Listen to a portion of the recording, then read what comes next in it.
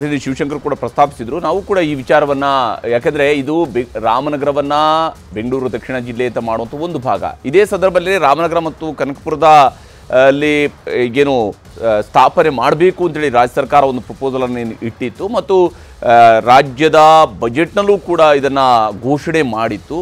ಈಗ ಅದೇ ಮೆಡಿಕಲ್ ಕಾಲೇಜುಗಳು ಮಿಸ್ ಆಗುವಂಥ ಚಾನ್ಸಸ್ ಕಾಣ್ತಾ ಇದೆ.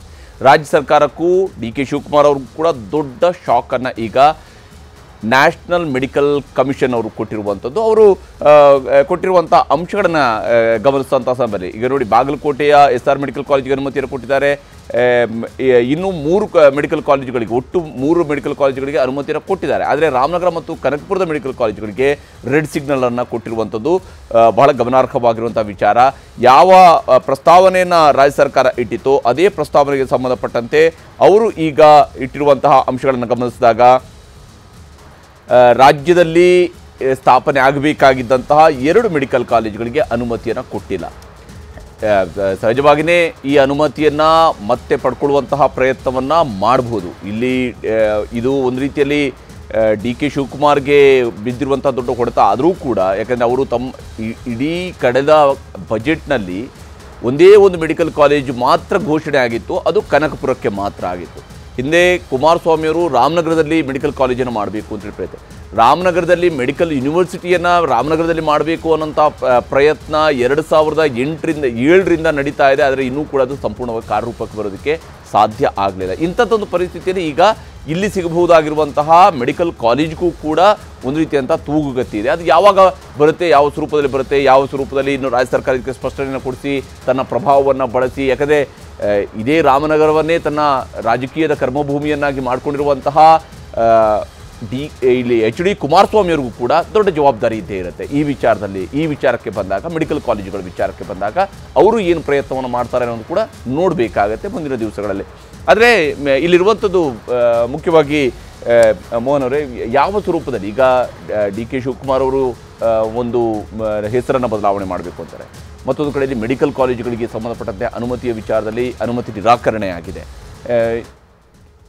ಇಲ್ಲಿ ಫೋಕಸನ್ನು ಎಲ್ಲಿಂದ ಎಲ್ಲಿಗೆ ಶಿಫ್ಟ್ ಮಾಡ್ತಾ ಇದ್ದಾರೆ ಅಂತ, ಯಾವ ಸ್ವರೂಪದಲ್ಲಿ ಫೋಕಸ್ ಶಿಫ್ಟ್ ಮಾಡುವಂಥ ಕೆಲಸವನ್ನು ಮಾಡ್ತಾ ಇದ್ದಾರೆ ಇಲ್ಲಿ ಅಂತ ನೋಡಿ ಹರಿಪ್ರಸಾದ್, 100% ಇದು ಫೋಕಸ್ ಶಿಫ್ಟಿಂಗ್ ಏನೇನೆ. ಈಗ ಇವರು ಬೆಂಗಳೂರು ಖ್ಯಾತಿನ ಅಕ್ಕಪಕ್ಕದ ತಾಲೂಕುಗಳಿಗೆ, ಜಿಲ್ಲೆಗಳಿಗೆ ಹಬ್ಬಿಸ್ಬೇಕು ಅಂತೇಳಿ ಬೆಂಗಳೂರು ದಕ್ಷಿಣ ಅಂತ ರೀನೇಮ್ ಮಾಡ್ತೀನಿ ಅಂತ ಹೇಳ್ತಿದಾರಲ್ಲ, ಇವತ್ತು ಡಿ.ಕೆ. ಶಿವಕುಮಾರ್ ಒಬ್ಬರು ಉಪಮುಖ್ಯಮಂತ್ರಿಯಾಗಿ ತಿರ್ಗಾ ಬೆಂಗಳೂರು ಉಸ್ತುವಾರಿ ಸಚಿವರಾಗಿ BBMP ವ್ಯಾಪ್ತಿಯಲ್ಲೇ ಕಳೆದ 1 ವರ್ಷದಿಂದ ಇವರು ಅಧಿಕಾರಕ್ಕೆ ಬಂದಾಗಿಂದ 106 ಸಮಸ್ಯೆಗಳಿದಾವೆ. ಅದರ ಬಗ್ಗೆ ಇವರು ಗಮನನೇ ಕೊಡ್ತಾ ಇಲ್ಲ. ಅದನ್ನು ಬಿಟ್ಬಿಟ್ಟು ಬೇಜವಾಬ್ದಾರಿಯುತವಾಗಿ ಇದು ಯಾವುದೋ ಒಂದು ಅನ್ನೆಸೆಸರಿ ಯಾವುದೋ ಒಂದು ತಂದ್ಬಿಟ್ಟು ಡೈವರ್ಟ್ ಮಾಡೋದು ತಂತ್ರ ಮಾಡ್ತಾ ಇದ್ದಾರೆ. ನೀವು ನೋಡಿ, ಇವರು ರಾಮನಗರ ಚನ್ನಪಟ್ಟಣದ ಬಗ್ಗೆ ಮಾತಾಡ್ತಾರಲ್ಲ, ತುಂಬಾ ದೂರ ಬೇಡ, ಇದೇ ಕೋಣಕುಂಟೆ ಕ್ರಾಸಲ್ಲಿರುವಂತಹ ಪ್ರೆಸ್ಟೀಜ್ ಫಾಲ್ಕನ್ ಸಿಟಿನಲ್ಲಿ ನಿಮಗೆ ಕುಡಿಯೋದಕ್ಕೆ ನೀರಿರಲಿಲ್ಲ, ಟ್ಯಾಂಕರ್ಗಳಲ್ಲಿ ನೀರು ತರಿಸ್ಕೊಂಡು ಹೊಡ್ಸ್ಕೊಂಡ್ಬಿಟ್ರು. ಯಾವಾಗ ಒಂದು 3-4 ತಿಂಗಳ ಮುಂಚೆ ಈ ಪತ್ರದಲ್ಲಿ ಸೈನ್ ಮಾಡಿದ್ರೆ ಗೊತ್ತಾ, MLC ರವಿ ಅವರು ಸಹ ಅದೇ ಅಪಾರ್ಟ್ಮೆಂಟ್ ಅಲ್ಲಿ ಇದ್ದಾರೆ. ಇವತ್ತು ಅವ್ರಿಗೆ ಆ ಚಿಂತನೆ ಇರಬೇಕಾಗಿತ್ತು, ಅಲ್ಲಪ್ಪ BBMP ಒಳಗಡೆ ಇರುವಂತ ಇದ್ರಲ್ಲೇ ಇಷ್ಟು ಸಮಸ್ಯೆಗಳಿದಾವೆ, ನೀರಿನ ಸಮಸ್ಯೆ ಇದೆ, ವೈಟ್ ಫೀಲ್ಡ್ ಮಾದೇವಪುರ ಕಡೆ ಹೋದ್ರೆ ನಿಮ್ಗೆ ನೀರಿನ ಸಮಸ್ಯೆ ಇದೆ, ತಿರ್ಗಾ BSK 6 ಸ್ಟೇಜ್ ಇಲ್ಲೇ ಇದೆ, BDA ಡೆವಲಪರ್ ಲೇಔಟ್, ಅಲ್ಲಿಗಿನ್ನೂ ಕಾವೇರಿ ವಾಟರ್ ಬಂದಿಲ್ಲ, ಅದು ನಿಮ್ಗೆ ಮೈಸೂರು ಹತ್ರ ಇರೋದು, ಆ ಸಮಸ್ಯೆ ಇದೆ. ಮತ್ತೆ ಇವರು ಬೆಂಗಳೂರಿನ ಈಗ BBMP ಸರೌಂಡಿಂಗ್ ದಲ್ಲಿ ಬರ್ತಿರುವಂತಹ ಹೊಸ ಲೇಔಟ್ಗಳಿಗೆ ಇವರು ಖಾತೆಗಳನ್ನ ಅಪ್ರೂವಲ್ ಮಾಡ್ತಾ ಇಲ್ಲ ಅಷ್ಟು ಸುಲಭವಾಗಿ. ಖಾತೆಗಳು ಸಿಗ್ತಾ ಇಲ್ಲ ಹೊಸ ಸೈಟ್ಗಳಿಗೆ, ಹೊಸ ಲೇಔಟ್ಗಳಿಗೆ, ತಿರ್ಗಾ ಹೊಸ ಬಿಲ್ಡಿಂಗ್ಗಳಿಗೆ ಸಿಟಿ ಒಳಗಡೆ ಇರೋದಕ್ಕೆ ನಿಮಗೆ ಪ್ಲಾನಿಂಗ್ ಅಪ್ರೂವಲ್ ಬೇಕು ಅಂದ್ರೆ ನಿಮಗೆ ಸಾವಿರಾರು ರೂಪಾಯಿ, ಲಕ್ಷಾಂತರ ರೂಪಾಯಿ, ಕೋಟ್ಯಾಂತರ ರೂಪಾಯಿ ಲಂಚ ನಡೀತಾ ಇದೆ ಇವತ್ತು. ಅದ್ರ ಬಗ್ಗೆ ಫೋಕಸ್ ಮಾಡಿ BBMP ವಲಯದಲ್ಲಿರುವಂತಹ ಸಮಸ್ಯೆಗಳನ್ನ ಇವರು ಬಗೆಹರಿಸೋದು ಬಿಟ್ಬಿಟ್ಟು, ಸರ್ ಒಂದ್ ನಿಮಿಷ ಕೇಳಿಸ್ಕೊಳ್ಳಿ ಸರ್, ನೆಕ್ಸ್ಟ್ ಇದ್ರ ಜೊತೆಗೆ ಡೆಂಗ್ಯೂ ಇವತ್ತು ಇಡೀ ಬೆಂಗಳೂರು ನಗರದಲ್ಲಿ ಯಾವ ಮಟ್ಟಕ್ಕೆ ಹರಡಿದೆ. ನೆನ್ನೆ 170 ಕೇಸು, ತಿರ್ಗಾ ಅದರೊಳಗೆ ಮಾದೇವಪುರ ವಲಯ 1 out of 4 ಕೇಸ್ ಅಲ್ಲೇ ಬರ್ತಾ ಇದೆ.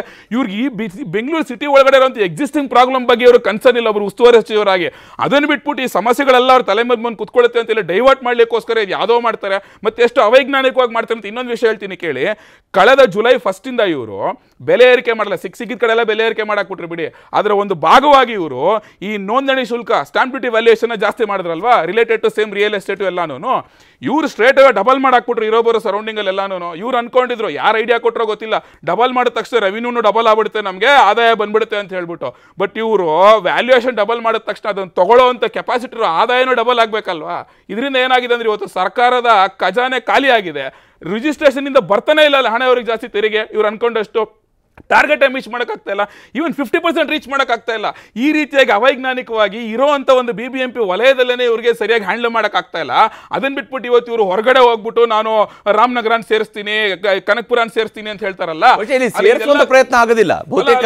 ಅದನ್ನ BBMPಗೆ ಅಥವಾ ನಾಳೆ ದಿವಸ ಅದು ಗ್ರೇಟರ್ ಬೆಂಗಳೂರು ಅಥಾರಿಟಿಗೆ ಆದ್ರೂ ಕೂಡ ಇಡೀ ರಾಮನಗರ ಜಿಲ್ಲೆ ಸೇರೋದಿಲ್ಲ ಬಹುತೇಕ.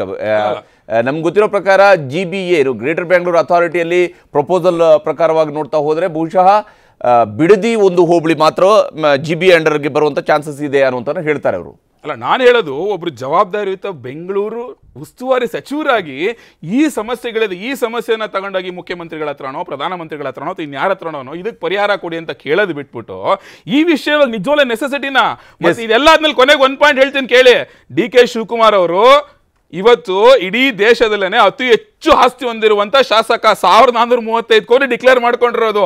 ಇವಾಗ ಇದನ್ನೆಲ್ಲ ಮಾಡಿದ್ರೆ ಆಬ್ವಿಯಸ್ಲಿ ಅದು ಅವ್ರವ್ರ ಜಮೀನುಗಳು ಎಷ್ಟೆಷ್ಟಿದೆ ಅದೆಲ್ಲ ಇನ್ನೂ 1,000 ಕೋಟಿ ಆಡಾದ್ರೂ ಆಶ್ಚರ್ಯ ಪಡಬೇಕಾಗಿಲ್ಲ. ಪ್ರದೀಪ್ ಅವರೇ, ಯಾವ ರೀತಿಯಲ್ಲಿ ಈಗ ನೀವು ಹೇಳ್ತಾ ಇದ್ರಿ ಕುಮಾರಸ್ವಾಮಿ ಅವರು ಮಾಡಿದ್ದಾರೆ, ಅದರ ಬದಲಿಗೆ ಇದನ್ನ ಹಿಂಗೆ ಮಾಡ್ತಾ ಇದ್ದಾರೆ ಅನ್ನುವಂಥ ಒಂದು ವಿಚಾರವೂ ಕೂಡ ಇದ್ದೇ ಇದೆ.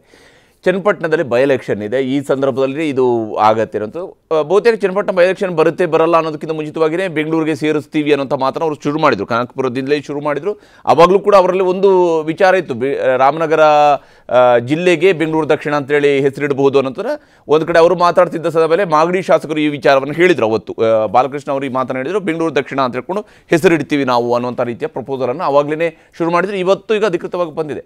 ಆದರೆ ಆಗಲೇ ನಾಗರಾಜ್ ಯಾದವ್ ಅವರು ಹೇಳಿದರು ಬ್ರ್ಯಾಂಡ್ ಜಾಸ್ತಿ ಆಗುತ್ತೆ, ಈ ವ್ಯಾಲ್ಯೂಯೇಷನ್ ಜಾಸ್ತಿ ಆಗುತ್ತೆ, ಒಟ್ಟಾರೆಯಾಗಿ ಅಂತಾರಾಷ್ಟ್ರೀಯ ಮಟ್ಟದ ಖ್ಯಾತಿ ನಿಮಗೆ ಸಿಗುತ್ತೆ ಅಂತ ಹೇಳ್ಕೊಂಡು ರಾಮನಗರ ಅನ್ನುವಂಥ ಹೆಸರಿನ ಮೂಲಕ ಹಂಗಾದ್ರೆ ಅಂತಾರಾಷ್ಟ್ರೀಯ ಮಟ್ಟದ ಖ್ಯಾತಿನ ತರೋದಕ್ಕೆ ಸಾಧ್ಯ ಆಗೋದಿಲ್ವಾ?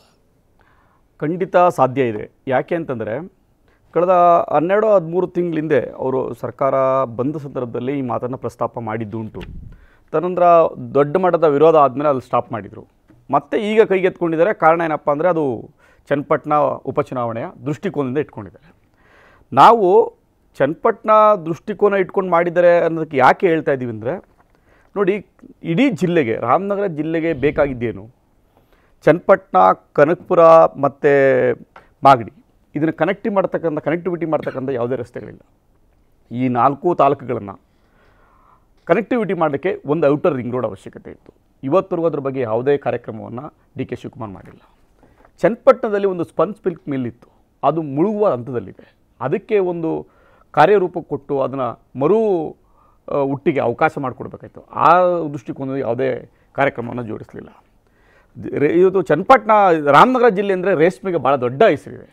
ರೇಷ್ಮೆ ಮಾರುಕಟ್ಟೆ ದೊಡ್ಡ ಅವಶ್ಯಕತೆ ಇದೆ. ಅಂತಾರಾಷ್ಟ್ರೀಯ ಮಟ್ಟದ ಇದನ್ನು ಟಚ್ ಕೊಡಬೇಕಾಗಿದ್ದು ಅವ್ರ ಜವಾಬ್ದಾರಿ. ಅದಕ್ಕೆ ಯಾವುದೇ ಕಾರ್ಯಕ್ರಮ ಅಲ್ಲ. ಆದರೆ ಒಂದು ನಿಮ್ಮ ಮಾತಿನ ಮಧ್ಯದಲ್ಲಿ ಇರುವಂಥ ಪ್ರಶ್ನೆ ಅಂದರೆ, ಈಗ ಅವರೇ ಒಂದು ಮಾತನ್ನು ಹೇಳಿದರು DCM ಅವರು, ನೀವು ಯಾರು ಜಾಗ ಮಾಡಬೇಡಿ, ನಿಮ್ಮ ಜಾಗಕ್ಕೆ ಬಹಳ ದೊಡ್ಡ ಬೆಲೆ ಬರುತ್ತೆ ಹೇಳ್ಕೊಂಡು. ಬಹುಶಃ ರೇಷ್ಮೆ ಬೆಳಿಬೇಕಾದಂಥ ಅವಶ್ಯಕತೆ ಬೀಳೋದಿಲ್ಲ ಅನ್ನೋಂಥ ಸ್ಟೇಜ್ಗೆ ಹೋಗುತ್ತೆ. ರಾಮನಗರದಲ್ಲಿ ಹೆಸರಿನಲ್ಲಿರುವಂತಹ ಏನು ರೇಷ್ಮೆಯ ನಾಡು ರಾಮನಗರ ಅನ್ನೋದು ಇರೋದೇ ಇಲ್ಲ. ಅವಾಗ ಯಾರು ರೇಷ್ಮೆ ಬೆಳೀತಾರೆ? ನೋಡಿ, ಅವ್ರು ಹೇಳೋ ಥರ ಆಗೋಂಗಿದ್ದಿದ್ರೆ ಅದು ಬೇರೆ ರೀತಿ ಆಗಿಬಿಡ್ತಿತ್ತು. ಅದು ಸಾಧ್ಯನೇ ಇಲ್ಲ. ಇನ್ನು ನೀವು ನೋಡಿದ್ರೆ, ನೀವು ಬೆಂಗಳೂರಿಂದ ಹೊರಟ್ರೆ ಎಲ್ಲ ಗುಡ್ಡೆಗಳು ಮಾಯ ಆಗಿರೋದು ನೋಡಿದ್ರೆ ಗೊತ್ತಾಗುತ್ತೆ ಯಾವ ರೀತಿ ಶೇಪ್ ಪಡ್ಕೊಂಡಿದೆ. ದೊಡ್ಡ ದೊಡ್ಡ ಗುಡ್ಡೆಗಳು ಇವತ್ತು ಯಾವ ರೀತಿ ಶೇಪ್ ಪಡ್ಕೊಂಡಿದೆ. ಆ ಶೇಪ್ಗೆ ಕಾರಣ ಯಾರು ಅಂತ ಇಡೀ ರಾಮನಗರ ಜಿಲ್ಲೆ ಜನತೆಗೆ ಗೊತ್ತಿದೆ. ಅದ್ರ ಕಾರಣಭೂತರು ಇವ್ರಿಗೆ ಗೊತ್ತಿದೆ. ನೀವು ಬಿಡದಿ ಹೋಬಳಿಲೆಲ್ಲ ಆಗಿರ್ಬೋದು, ಕನಕಪುರ ರೋಡಲ್ಲಿ ಆಗಿರ್ತಕ್ಕಂಥದ್ದು ಇರ್ಬೋದು, ಮತ್ತು ರಾಮನಗರ ಸುತ್ತಮುತ್ತ ಆಗಿರ್ತಕ್ಕಂಥದ್ದು ಇರ್ಬೋದು. ಆ ಎಲ್ಲ ಗುಡ್ಡೆಗಳ ಮಾಯಕ್ಕೆ ಕಾರಣರಾಗಿದ್ದಾರೆ ಅವರು ಈ ಮಾತನ್ನು ಹೇಳ್ಬಾರ್ದು. ಈಗ ಸಾರ್ವಜನಿಕವಾಗಿದ್ದಂಥ ಎಲ್ಲ ಆಸ್ತಿ ಪಾತಿಗಳನ್ನು ಲೂಟಿ ಹೊಡೆದಿದ್ದಾರೆ. ಸುಮ್ಮನೆ ಆದ್ರೆ ಈಗ ಆ ಪ್ರಸ್ತಾಪ ಬೇಡ. ಆದ್ರೆ ಅದಾದ್ಮೇಲೆ ನಮಗೆ ಸರ್ ಇವತ್ತಿಗೂ ರಾಮನಗರದಲ್ಲಿ ಡಿಪ್ಲೊಮಾ ಕಾಲೇಜ್ ಇಲ್ಲ, ರಾಮನಗರದಲ್ಲಿ ಡಿಗ್ರಿ ಕಾಲೇಜ್ಗಳಿಲ್ಲ. ರಾಮನಗರನೇ ಚನ್ನಪಟ್ಟಣಕ್ಕೆ ಬರ್ತಾರೆ ಡಿಪ್ಲೊಮಾ ಕಾಲೇಜ್ಗೆ. ಇದು ಅವಶ್ಯಕತೆ ಇದೆ. ನಾವು ಯೂನಿವರ್ಸಿಟಿ ಅವಶ್ಯಕತೆ ಇದೆ. ನೀವು ಅದ್ರ ಬಗ್ಗೆ ಮೆಡಿಕಲ್ ಕಾಲೇಜ್ ಅವಶ್ಯಕತೆ ಇದೆ, ಇಂಜಿನಿಯರಿಂಗ್ ಕಾಲೇಜ್ ಅವಶ್ಯಕತೆ ಇದೆ. ನೀವು ಈ ಥರದ ಒಂದು ಕಾರ್ಯಕ್ರಮಗಳನ್ನು, ಅಭಿವೃದ್ಧಿ ಕಾರ್ಯಕ್ರಮಗಳನ್ನು ಮಾಡಿಕೊಂಡಾಗ ಅದು ಭೂಮಿಯ ಬೆಲೆ ತಾನಾಗಿ ಹೆಚ್ಚುತ್ತೆ. ಆದರೆ ನೀವು ಅದ್ಯಾವುದನ್ನು ಮಾಡದೆ ನೀವು ಈ ರೀತಿ ಬ್ರ್ಯಾಂಡ್ ಬೆಂಗಳೂರು ಕೊಟ್ಕೊಂಡು ನಿಮ್ಮವೇನೋ ಪರ್ಸನಲ್ ಇದಕ್ಕೋಸ್ಕರ ಮಾಡ್ತಾ ಇದೆಯಲ್ಲ, ಇದರಿಂದ ಯಾವುದೇ ರೀತಿಯ ನೀವು ಗಿರಿಕೆ ಹೊರತು ಬೇರೆ ಯಾವುದೇ ಇಲ್ಲ. ಇದು ವೈಯಕ್ತಿಕವಾಗಿರುವಂತ ವಿಚಾರಗಳಿಗೆ ಬೇಕಾಗಿ ಅಷ್ಟೇ ಮಾಡ್ತಾ ಇರುವಂತದ್ದು ಅಷ್ಟೇ ಅಂತೇಳಿ. ಈಗ ವೈಯಕ್ತಿಕ ಟೀಕೆಗಳನ್ನ ಮಾಡೋದು ಬಿಡಬೇಕಾಗ್ತದೆ. ಅವರು ದೂರದೃಷ್ಟಿ ಇಟ್ಕೋಬೇಕು. ರಾಮನಗರ ವಿಚಾರದಲ್ಲಿ ಹೇಳಿದ್ರು ಡಿಪ್ಲೊಮಾ ಕಾಲೇಜ್ ಇಲ್ಲ, ಡಿಗ್ರಿ ಕಾಲೇಜ್ ಇಲ್ಲ, ಇಂಜಿನಿಯರಿಂಗ್ ಕಾಲೇಜ್ ಅಂತಂದರು. ಎರಡೆರಡು ಸಲ ಮುಖ್ಯಮಂತ್ರಿ ಆಗಿದ್ರು, ಅವ್ರ ಕುಟುಂಬದಲ್ಲಿ ಮುಖ್ಯಮಂತ್ರಿ ಪ್ರಧಾನಮಂತ್ರಿಗಳಾಗಿದ್ದರು. ಏನು ರೀ ಹೇಳ್ತೀರಿ ಇಲ್ಲ ಅಂತೇಳಿ? ನಾಚಿಕೆ ಆಗಲ್ಲ ಹೇಳೋಕ್ಕಾದ್ರೂ. ನೀವೇನು ಬೇರೆ ಊರಿಂದ ಬಂದಿಲ್ಲ, ನೀವೇನು ಬೆಳಗಾವಿಯಿಂದ ಬಂದ್ಬಿಟ್ಟು ರಾಮನಗರ ಮಾತಾಡ್ತದೆ, ನಿಮ್ಗೆ ಅರಿವಿಲ್ಲ ಅಂತ ಹೇಳ್ಬೋದು. ಅಲ್ಲೇ ಮಾತಾಡ್ಕೊಂಡಿದ್ದೀರಿ. ಉದಾಹರಣೆಗೆ ಹೇಳಬೇಕು ಅಂದರೆ ಚನ್ನಪಟ್ಟಣದಲ್ಲಿ ಮನೆ ಜನಸ್ಪಂದನ ಕಾರ್ಯಕ್ರಮ 10,000 ಅಪ್ಲಿಕೇಶನ್ ಕೊಡ್ತಾವೆ ಅಂತಂದರೆ ಯಾವ ಯೋಗ್ಯತೆ ಇಟ್ಕೊಂಡು ಮಾತಾಡ್ತೀನಿ ಅದನ್ನು ಯೋಚನೆ ಮಾಡ್ತಾ ಇದ್ದೀನಿ. ನಿಮ್ಮ ಬಗ್ಗೆ ಅಲ್ಲ, ನಿಮ್ಮ ನಾಯಕರಲ್ಲಿ ಶಾಸಕರಾಗಿ ಕೆಲಸ ಮಾಡಿಲ್ಲ ನಾನು ಮಾತಾಡ್ತಾ ಇದ್ದೀನಿ. ಇವತ್ತು ಕೇಂದ್ರದ ಸಚಿವರಾಗಿರ್ತಕ್ಕಂಥವ್ರು 5 ಮೆಡಿಕಲ್ ಕಾಲೇಜ್ ಪ್ರಪೋಸಲ್ ಕರ್ನಾಟಕದಿಂದ ಹೋಗ್ತದೆ, 3 ಪ್ರೈವೇಟ್ನವ್ರದ್ದು ಕ್ಲಿಯರ್ ಆಗ್ತದೆ, 2 ಸರ್ಕಾರದ ಕ್ಲಿಯರ್ ಆಗಲ್ಲ ಅಂತಂದರೆ ರಾಜಕೀಯವಾಗಿ ನೀವು ಬೇರೆ ಪಕ್ಷದಲ್ಲಿರ್ಬೋದು, ಕೇಂದ್ರ ಸರ್ಕಾರ ಬೇರೆ ಪಕ್ಷ ಆಡಳಿತ ನಡೆಸ್ತಾ ಇರ್ಬೋದು, ರಾಜ್ಯ ಸರ್ಕಾರ. ಆದರೆ ನೀವು ಅದು ಆಗೋಕ್ಕೆ ಮುಂಚೆ ನೀವು ಅದರ ಗಮನ ಹೇಳಿದ್ದೀರ ಬಿಟ್ಬಿಟ್ಟು ಕೇಂದ್ರದಲ್ಲಿ ಸಚಿವರಾಗಿದ್ದೀರಲ್ರಿ, ಇದನ್ನು ಪ್ರಪೋಸಲ್ ಕಳ್ಸೋಕ್ಕೆ ಮುಂಚೆ ನೀವು ಪೆಂಡಿಂಗ್ ಇಟ್ಕೊಂಡು ನಮ್ಮ ಕಂಪ್ಲೇಂಟ್ಸ್ ತೊಗೊಂಡು ರಾಜ್ಯ ಸರ್ಕಾರನ ಮಾಡಬೇಕಾಗದ ಔದಾರ್ಯನ ತೋರಿಸಬೇಕಾಗಿತ್ತು. ರಿಜೆಕ್ಟ್ ಆಗಿ ಕಳಿಸಿ ಕಂಪ್ಲೇಂಟ್ಸ್ನ ಕೇಳೋದಾದರೆ ಮುಂದಕ್ಕೆ ನಾವು ಟೆಕ್ನಿಕಲ್ ರೀಸನ್ಸ್ ಇದ್ದರೆ ನಾವು ಸರಿ ಮಾಡ್ಕೊಂಡು ಮಾಡ್ತೀವಿ. ಆದರೆ ಕೇಂದ್ರ ಸರ್ಕಾರದಲ್ಲಿ ಸಚಿವರು ಮಾಡಿರೋದು ಏನಕ್ಕೆ? ಕನಕಪುರದ ಜನ, ರಾಮನಗರದ ಜನ ಅಥವಾ ನಿಮ್ಮ ಮಂಡ್ಯದ ಜನ ನಿಮ್ಮ ಮತ ಹಾಕಿಲ್ಲ ಇಷ್ಟು ದಿನ, ಜನತಾದಳದ ಪಾರ್ಟಿನ ಗೆಲ್ಸಿರಲ್ಲ ಇಷ್ಟು ದಿನ, ಬ್ಯಾಸ್ಟಿಯನ್ ಅಂತ ಮಾಡ್ಕೊಂಡಿದ್ದೀವಿ, ಒಕ್ಕಲಿಗರ ನಾಯಕರು ಅಂತ ಹೇಳಿದ್ರೆ ಕಳಿಸಿ ಸುಮ್ಮನೆ ಕೂತ್ಕೊಂಡ್ಬಿಡ್ತೀರಿ. ನಿಮ್ಮ ಸಚಿವರುಗಳಿಗೆ ಈ ವಿಚಾರ ಏನು ಗೊತ್ತಾಗೋದಿಲ್ಲ. ಇಲ್ಲ, ನಮ್ಮ ಪ್ರಯತ್ನ ಮಾಡ್ತೀವಿ. ಇವರೇ ಅಡ್ಗಾಲ್ ಹಾಕಿರ್ಬೋದು ಅಂತ ಜನ ಇವರು ನಮಗೆ ಎಲ್ಲಿ ಹೆಸರು ಬರ್ತದೆ ಅಂತೇಳಿ. ಎಲ್ಲಿ ನಾವು ಕನಕಪುರದಲ್ಲಿ ಮೆಡಿಕಲ್ ಕಾಲೇಜ್ ಅಡ್ಗಾಲ್ ಹಾಕಿರ್ಬೋದು ಅಂತ ಹೇಳ್ತೀವಿ. ಕರ್ನಾಟಕಕ್ಕೆ ಮಾರಕವಾಗಿರ್ತಕ್ಕಂಥದ್ದು ಜೆಡಿಎಸ್ ನಾಯಕರುಗಳು, ಬಿಜೆಪಿ ನಾಯಕರು ಅಂತ ಹೇಳ್ತೀವಿ. 2 ಮೆಡಿಕಲ್ ಕಾಲೇಜ್ ಆಗದಿರೋ ಕಾರಣ ಯಾರು? ಇವರಿರ್ತಕ್ಕಂಥ ಕೇಂದ್ರ ಸಚಿವರೇ ಕಾರಣ ಅಂತ ಹೇಳ್ತೀನಿ. ಏನ್ ಮಾಡ್ತಾ ಇದೆ ಕರ್ನಾಟಕದ ಸಚಿವರು? ಕಡಲೆಕಾಯಿ ತಿಂತಾ ಇದ್ದಾರೆ ಅಲ್ಲಿ ಕುತ್ಕೊಂಡು. ನಮ್ಮ 2 ಮೆಡಿಕಲ್ ಕಾಲೇಜ್ನ ಕೊಡಿಸ್ಲಿಕ್ಕೆ ಆಗಲಿಲ್ಲ ಅವ್ರ ಕೈಯಲ್ಲಿ. ನಾವು ಮಾಡಿಸ್ಕೊಂಬರ್ಬೇಕು ಅನ್ನೋದ್ರೆ ನಾವು ಖಂಡಿತವಾಗ್ಲೂ ಮಾಡಿಸ್ಕೊಂಬರ್ತೀವಿ. ನಾನು ಹೇಳ್ತಾ ಇರ್ತಕ್ಕಂಥದ್ದು ವೈಯಕ್ತಿಕ ಕಾರಣಗಳ ಬುಡ್ಗಳೆಲ್ಲ ಹೊಡೆದ್ಬಿಟ್ಟು ರಿಯಲ್ ಎಸ್ಟೇಟ್ ಮಾಡ್ಕೊಡ್ತಂದರೆ ಅಲ್ಲಿ ಶಾಸಕರಾಗಿದ್ರಿ, ಮಂತ್ರಿ ಇದ್ದಲ್ಲಿ, ಉಪಮುಖ್ಯಮಂತ್ರಿಗಳಾಗಿ, ಮಂತ್ರಿಗಳಾಗಿದೆ, ಎಲ್ಲ ಆಗಿದ್ರಲ್ರಿ. ಮನೆಯಲ್ಲಿ ಪ್ರಧಾನಮಂತ್ರಿಯವರು ಆಗ್ಬಿಟ್ಟಿದ್ದಲ್ರಿ. ಯಾರೋ ತಪ್ಪು ಮಾಡಿದ್ರೆ ಕ್ರಮ ಕೈಗೊಳ್ಬೇಡ. ನಿಮ್ಮ ಕೈ ಕಾಲು ಕಟ್ಟಾಕಿದ್ರೆ ಯಾರಾದರೂ ಇವತ್ತು ಬಂದು ಹೇಳ್ತಾ ಇದ್ದೀರಿ ನೀವು ಎಲ್ಲ ಹೊಡ್ಕೊಂಡು ಹೋಗ್ಬಿಟ್ಟಿದ್ದಾರೆ ಅಂತ ಯಾರಿಗೆ ಮಾತಾಡ್ತಾ ಇದ್ದೀರಿ? ಖಂಡಿತವಾಗ್ಲೂ ಡಿ ಕೆ ಶಿವಕುಮಾರ್ ಅವರು ಆ ರೀತಿ ಯೋಚನೆ ಮಾಡಿದ್ರೆ ನಿಮ್ಮ ಜಮೀನ ಮಾರಿ ಅಂತ ಹೇಳ್ತಾ ಇರಲಿಲ್ಲ. ಅವರು 1000 ಎಕರೆ ಕಂಡುಕೋಬಾರ್ದಾಗಿತ್ತು. ಅವ್ರು ಹೇಳ್ತಾರೆ 1 ಇಂಚು ಭೂಮಿನ ಮಾರಬೇಡಿ ನೀವು ಅಂತ ಹೇಳ್ತಾರೆ. ನಾವು ಜನಗಳ ಪರ ಇರ್ತಕ್ಕಂಥವ್ರು ನಾಳೆ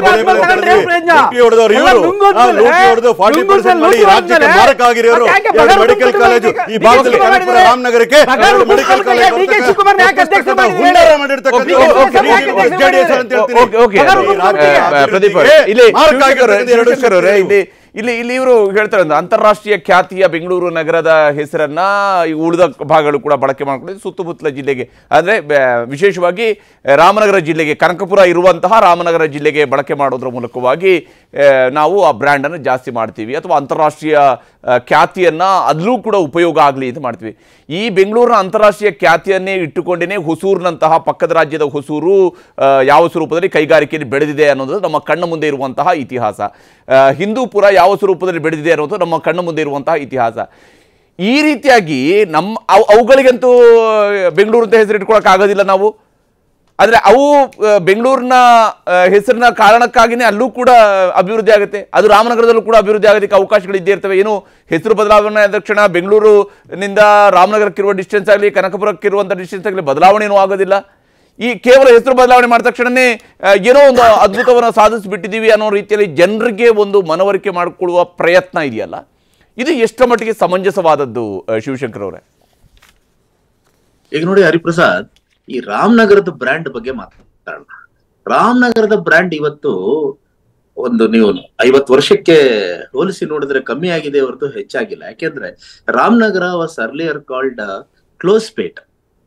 ಬ್ರಿಟಿಷರ್ ಕಾಲದಲ್ಲಿ ಬೆಂಗಳೂರು ಇವತ್ತು ಎಷ್ಟು ವೈಬ್ರೆಂಟ್ ಆಗಿದೆಯೋ ಅದಕ್ಕೆ ಸರಿಸಮನಾಗಿ ಬೆಳೆದಂತಹ ಒಂದು ಜಾಗ ಅದು ಕ್ಲೋಸ್ ಪೇಟ್ ಅಂತ ಒಂದು ಹೆಸರಿನಲ್ಲಿ. ಬರೀ ರೇಷ್ಮೆ ಅಷ್ಟೇ ಅಲ್ಲ, ಇವತ್ತು ಮಾವಿನ ಹಣ್ಣು ಇದೆಯಲ್ಲ, ಮ್ಯಾಂಗೋ ಮಾರ್ಕೆಟ್, ಇದು ಒಂದು ಗ್ಲೋಬಲ್ ಮಾರ್ಕೆಟ್ ಆಗಿದೆ. ಅಂದ್ರೆ ಇದೆಲ್ಲ ಅಂದ್ರೆ ಈ ರಾಮನಗರ ನಮ್ಮನ್ನ ಆಳ್ತಾ ಇದ್ದಾರಲ್ಲ, ಇವತ್ತು ಕಾಂಗ್ರೆಸ್, ನಿನ್ನೆ ಬಿಜೆಪಿ, ಮೊನ್ನೆ JDS, ಇಂಥವ್ರ ಕೈಗೆ ಸಿಕ್ಕದ ಮೇಲೆ ಇನ್ನಷ್ಟು ಪ್ರಬಲವಾಗಿ ಆಗಿರ್ಬೇಕಾಗಿತ್ತು, ದುರ್ಬಲವಾಗಿದೆ ಅನ್ನೋದನ್ನ ನಾವು ಅನಿವಾರ್ಯವಾಗಿ ಹೇಳ್ಬೇಕಾಗಿತ್ತು. ಇಂಥವ್ರು ಬಂದು ಇವತ್ತು ರಾಮನಗರವನ್ನ ಹೆಸರು ಮಾತ್ರ ಚೇಂಜ್ ಮಾಡ್ತೀವಿ ಅನ್ನೋದ್ರದ್ದು ಲಾಜಿಕ್ ನನ್ಗಂತೂ ಅರ್ಥ ಆಗ್ತಾ ಇಲ್ಲ. ಈ DCM ಅವರಾಗ್ಲಿ CM ಅವರಾಗ್ಲಿ ಇವತ್ತು ನಾಳೆ ಇಲ್ಲ ನಾಳಿದ್ದು ಕ್ಯಾಬಿನೆಟ್ ಅಲ್ಲಿ ಬರ್ತಾ ಇದೆಯಂತೆ, ಅದು ಜನಗಳಿಗೆ ಕನ್ವಿನ್ಸ್ ಆಗುವ ಹಾಗೆ ಮಾಡ್ಬೇಕು. ಯಾಕೆಂದ್ರೆ ನಾವ್ ಇಲ್ಲಿ ಕೂತ್ಕೊಂಡು ನಾನು ಇಲ್ಲಿ ಕ್ರಿಟಿಸೈಸ್ ಮಾಡೋದಕ್ಕಿಲ್ಲ, ಅಂದ್ರೆ ಸರ್ಕಾರದ ಒಂದು ಯಾವ್ದೋ ಒಂದು ಪಾಲಿಸಿ ತಪ್ಪು ಅಂತ ಹೇಳೋದಕ್ಕೆ ಅದು ನಾನು ಇದು ಮಾಧ್ಯಮದವನಾಗಿ ನನ್ನ ಕೆಲಸ ಅದಲ್ಲ. ಆದ್ರೆ ನಾನು ಕೇಳ್ತಾ ಇರೋದು ಏನಂತಂದ್ರೆ, what is the logic, what is the ಇದ್ರ ಪುಣ್ಯ ಏನು, ಇದ್ರ ಪುರುಷಾರ್ಥ ಏನು?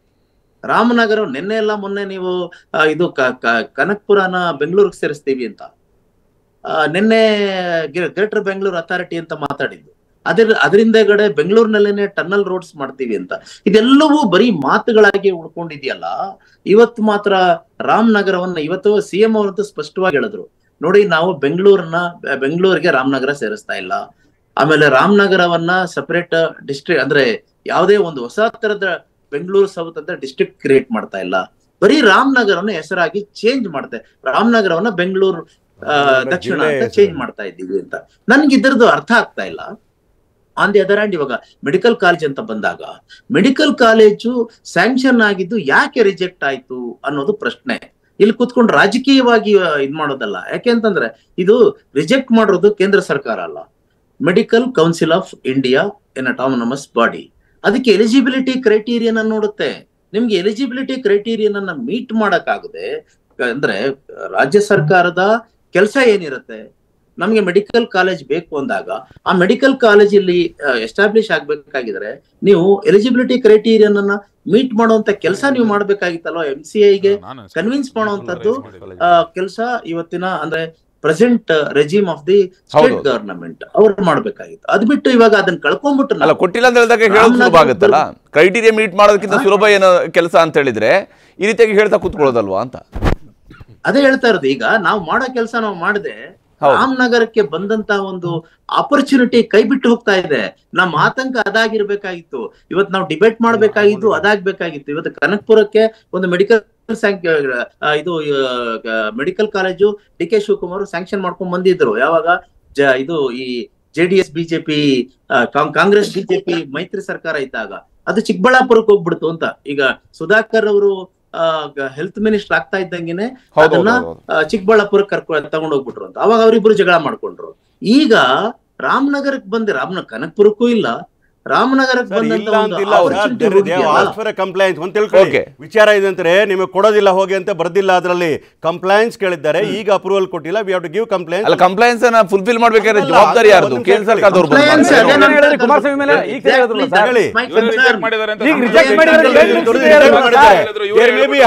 ಹಿಡನ್ ಹ್ಯಾಂಡ್ ಕುಮಾರಸ್ವಾಮಿ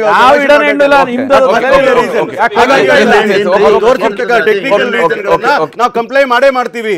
ಯಾವುದೇ ಕಾರಣಕ್ಕೂ ಈ ಹೋರಾಟದ ಹಿಂದುಳಿದಿಲ್ಲ. ಕನಕಪುರದಲ್ಲೂ ಕಾಲೇಜ್ ಬರ್ತದೆ, ನಾವು ಹೋರಾಟ ಮಾಡ್ತೀವಿ, ನಾವು ಹೋರಾಟ ಮಾಡ್ತೀವಿ.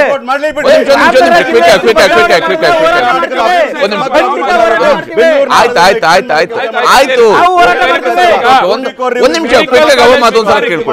ಮೆಡಿಕಲ್ ಕಾಲೇಜ್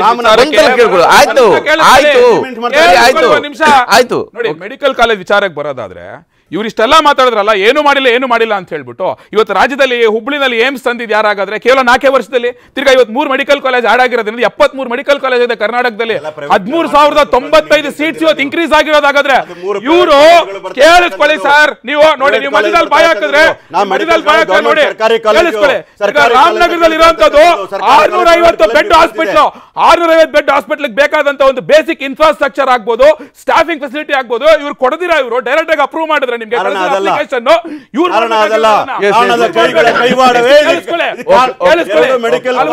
ಕಮಿಷನ್ ಬಗ್ಗೆ ಮಾತಾಡಿದ್ರು. ಸಮಾಜವಾದಿ ಅನ್ಕೊಂಡಂತ ಸಿದ್ದರಾಮಯ್ಯ ಇವತ್ತು 4,000 ಕೋಟಿ ಮೂಡ ಹಗರಣದಲ್ಲಿ ಫೈಲ್ ಆಗ್ಬಿಟ್ಟು. ಧನ್ಯವಾದ. ತಮಗೆಲ್ಲೂ ಕೂಡ ಕಾರ್ಯಕ್ರಮದಲ್ಲಿ ಜಾಯ್ನ್ ಆಯ್ತು ಅಭಿಪ್ರಾಯಗಳನ್ನ ಶೇರ್ ಮಾಡ್ಕೊಡೋದಕ್ಕಾಗಿ. ಇದು ಇವತ್ತಿನ ಅಖಾಡ, ನಾಳೆ ಸಬ್ಜೆಕ್ಟ್ ಹಾಜರಾಗ್ತೀನಿ. ನಮಸ್ಕಾರ. ಕನ್ನಡಿಗರ ಮೆಚ್ಚಿನ ನಿಮ್ಮ ನ್ಯೂಸ್ 18 ಕನ್ನಡ ಈಗ ವಾಟ್ಸ್ಆಪ್ನಲ್ಲಿಯೂ ಲಭ್ಯ.